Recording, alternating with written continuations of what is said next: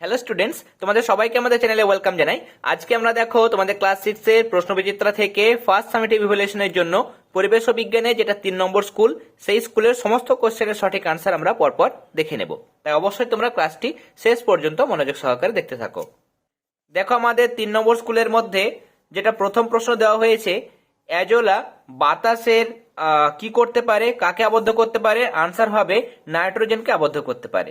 কোনটি মৌল নয়? আনসার হবে দেখো অ্যামোনিয়া, এটা হচ্ছে যৌগ, তাই না, NH3। সবজিকে ছোট ছোট টুকরো করলে মোট ক্ষেত্রফল কি হয়? মোট ক্ষেত্রফল কিন্তু বেশি হয়ে যায়, তার জন্য কিন্তু তাড়াতাড়ি সেদ্ধ হয়।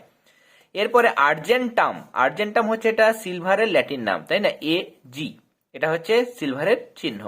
নেক্সট, কোনটি পর্যাবৃত্ত ঘটনা নয়? একটা নির্দিষ্ট নিয়ম মাফিক কোন ঘটনাটি ঘটে না? আনসার হবে ভূমিকম্প। তার কারণ ভূমিকম্প এখন হলো, আবার দুদিন পরেও হতে পারে, 1 বছর পরেও হতে পারে, 3 বছর পর হতে পারে, আবার নাও হতে পারে। তাহলে এটা এর কোনো নির্দিষ্ট নিয়ম নেই। আর বাকিগুলো দেখো একটা নির্দিষ্ট নিয়মে কিন্তু ঘটে। এরপরে স্ট্রেপ্টোমাইসিস হলো এক ধরনের, আনসার হবে ব্যাকটেরিয়া। শূন্যস্থান পূরণগুলো দেখে নেব।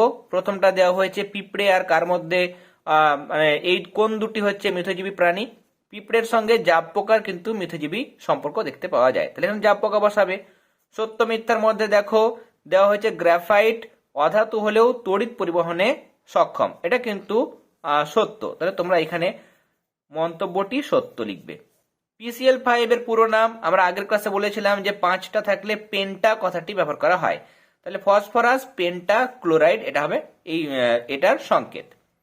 এরপরে 3-1, উৎস সহ উদ্ভিদের একটি বর্জ্য পদার্থের নাম লেখো যা আমাদের ওষুধ রূপে ব্যবহৃত হয়। রাইমার্টিনের পেজ নম্বর 11, এখানে তোমরা লিখবে যে একটি বর্জ্য পদার্থের নাম হচ্ছে কুইনাইন, যেটি সিঙ্কোনা গাছের ছাল থেকে পাওয়া যায়, সিঙ্কোনা গাছের মানে বহিস্তকের ছাল থেকে পাওয়া যায়, এবং এই কুইনাইন হলো ম্যালেরিয়ার ওষুধ। তাহলে এরকম ভাবে নিজের ভাষায় বানিয়ে তোমরা আনসারটি লিখবে। এরপরে নেক্সট কোশ্চেন, একটি উদাহরণ দাও যেখানে ভৌত পরিবর্তন ও রাসায়নিক পরিবর্তন একই সঙ্গে ঘটে। লিখবে ভৌত এবং রাসায়নিক পরিবর্তন একই সঙ্গে ঘটে এমন উদাহরণ হলো মোমবাতির দহন। শুধুমাত্র উদাহরণটা দিলেই হয়ে যাবে। তবে জেনে রাখো যে এটাকে মানে কেন ভৌত এবং রাসায়নিক পরিবর্তন একই সঙ্গে ঘটে কেন বলা হচ্ছে, তার কারণ মোমবাতি যখন জ্বালানো হয়, দহন করা হয়, তখন কিছুটা মোমবাতি দেখবে সাইড থেকে গলে গিয়ে, মানে উত্তাপের ফলে গলে গিয়ে কিন্তু নিচে এসে জমা হয়, নিয়ে আবার সেটা কি হয়, শক্ত হয়ে কঠিন মোমে পরিণত হয়। তাহলে এটা হচ্ছে ভৌত পরিবর্তন। আর রাসায়নিক পরিবর্তন মানে যেহেতু এই ক্ষেত্রে মোমবাতি যখন পোড়ানো হচ্ছে, জ্বালানো হচ্ছে, তাহলে যে বেশিরভাগ মোমবাতি কি হচ্ছে, পুড়ে যাচ্ছে, নিয়ে কার্বন ডাইঅক্সাইড আর জলীয়বাষ্প উৎপন্ন করে সেটা কিন্তু বাতাসে বিলীন হয়ে যাচ্ছে। তাহলে এটা হচ্ছে রাসায়নিক পরিবর্তন। তাহলে আমরা দেখলাম মোমবাতি যখন দহন করানো হয় তখন তার মধ্যে ভৌত এবং রাসায়নিক পরিবর্তন উভয় প্রকার পরিবর্তন কিন্তু ঘটে। এর সাথে প্রশ্ন, খোলা হাওয়ায় পরিষ্কার চুন জল ঘোলা হয়ে যাওয়ার জন্য কোন গ্যাস দায়ী? আনসার হচ্ছে কার্বন ডাইঅক্সাইড গ্যাস দায়ী। এ কি করে? পরিষ্কার চুন জলকে ঘোলাটে করে দেয়। এরপরে জলের অণু কি কি মৌল নিয়ে গঠিত?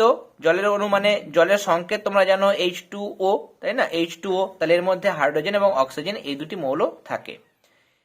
এই অণুতে কোন মৌলের কয়টি পরমাণু আছে?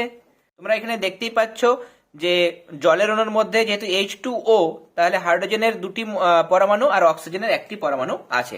তোমরা চাইলে এরকম ভাবে লিখতে পারো, দেখো জল সংকেত হচ্ছে H2O, কি কি মৌল রয়েছে, হাইড্রোজেন, অক্সিজেন, আর কোন মৌলের কটা পরমাণু, হাইড্রোজেনের 2টি আর অক্সিজেনের 1টি পরমাণু আছে। তাহলে আজকে আমরা প্রশ্নবিচিত্রা থেকে 3 নম্বর স্কুল অর্থাৎ বাঁকুড়া ক্রিশ্চিয়ান কলেজিয়েট স্কুল থেকে যে কোশ্চেন পেপারটা দেওয়া ছিল সেটার আমরা সমস্ত কোশ্চেনের সঠিক আনসার প্রোভাইড করলাম। আশা করি আজকের ক্লাসটি তোমাদের ভালো লেগেছে। তাহলে অবশ্যই ক্লাসটিতে লাইক দেবে। যারা এখনো পর্যন্ত চ্যানেলটি সাবস্ক্রাইব করোনি তারা অবশ্যই সাবস্ক্রাইব করে নিও, এবং এই ভিডিও ডেসক্রিপশন বক্সে গিয়ে প্রশ্নবিচিত্রা 2024 ক্লাস 6 এই প্লেলিস্টের লিঙ্ক পেয়ে যাবে। এই লিঙ্কে ক্লিক করে যাদের পুরনো ক্লাসগুলো দেখা হয়নি তারা অবশ্যই পুরনো ক্লাসগুলি দেখে নিও। আর আমাদের ক্লাসগুলো তোমাদের কেমন লাগছে সেটা কিন্তু অবশ্যই তোমরা কমেন্ট সেকশনে কমেন্ট করে জানাবে। তোমাদের কোনো সমস্যা থাকলে বা কোনো জিজ্ঞাসা থাকলে সেটাও তোমরা ইউটিউবের কমেন্ট সেকশনে করতে পারো। এছাড়া তোমরা আমাদের টেলিগ্রাম গ্রুপেও যুক্ত হতে পারো। আমাদের টেলিগ্রাম গ্রুপের লিঙ্ক তোমরা এই ভিডিও ডেসক্রিপশন বক্সে পেয়ে যাবে। খুব তাড়াতাড়ি কিন্তু প্রশ্নবিচিত্রা থেকে তোমাদের বাকি সাবজেক্টেরও প্রশ্নবিচিত্রার সমাধান শুরু হয়ে যাবে। তাহলে আজকে ক্লাস এতটাই। তোমরা সবাই ভালো থেকো। All the very best.